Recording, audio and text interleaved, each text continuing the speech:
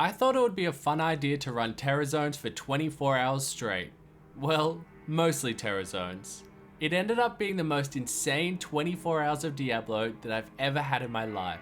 Here's what happened. We started off with a Grayler, just 25 minutes in. Wait! Wait! That's not Ginther's Rift! That's not Ginther's Rift! This is one of the 7 items I've never found! Oh, 17! I don't even care. I don't even care. The best part is, we found it with 105 magic find. It's unreasonable. This Terror Zone also gave us a 74 Cold Sunder, which we used to scam someone out of a Vex rune. Yes.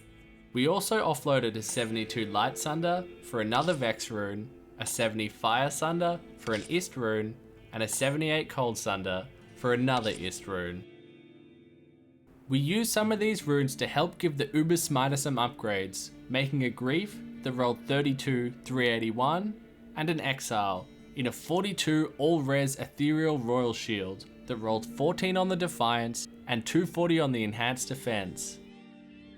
With these new gear upgrades, our Smiter would be indestructible.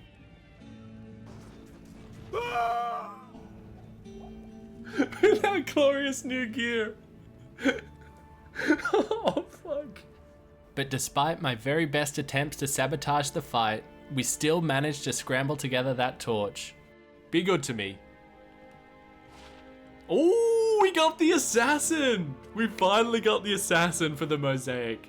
Any other time I wouldn't be happy with the Sin, but we needed one. We needed one.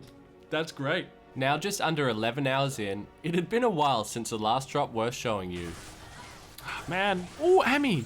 I really love this Terror Zone. I wish we could stay here for longer. Oh, yes! Oh, yes! That's what I'm talking about. Death Fathom and a Tal's Amy. This is outrageous. Outrageous. I ended up trading this for a Vex and an Ist rune. Still riding the high from that Tal's Amy, I thought it would be a fun time to roll a call to arms. Oh. I couldn't have been more wrong. That stings. That stinks. Now with just a measly 10.5 hours to go, we found an Ethereal Mancatcher in the pit. Ethereal? 4 socket? Oh! 4 socket Ethereal Mancatcher! That's an Infinity Base! That's best in slot Infinity Base. With Threshers. And Giant Threshers. I offloaded this the next day for a Vex rune.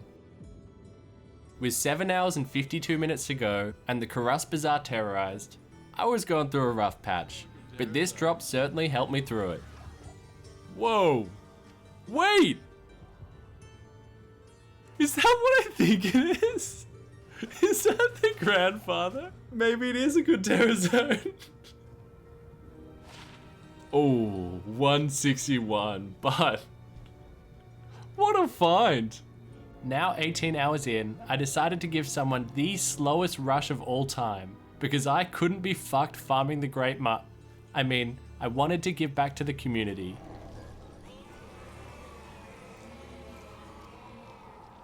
He totally left that. I have never found a Stormlash. Oh!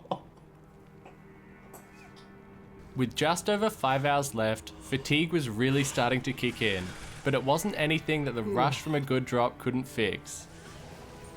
Ooh, it's been a while. Can we get a Geats? Or a 70 Cold? Oh!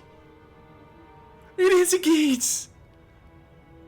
It took me so long to process that!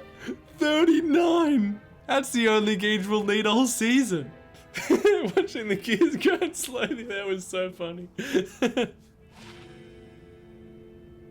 Oh!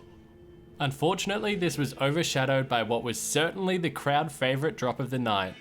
My chair. bested by a chair yet again.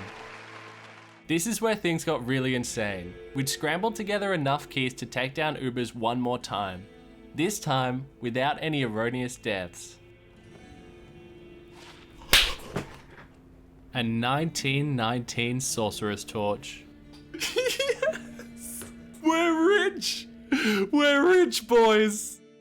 And just like that, 3 bear runes out of thin air. All you've got to do is be insanely lucky.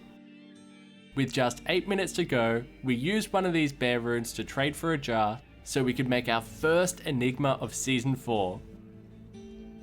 Ooh, 757. Doesn't really matter though. It doesn't really matter. We got an enigma, lads. Break the chains and discover who you were meant to be.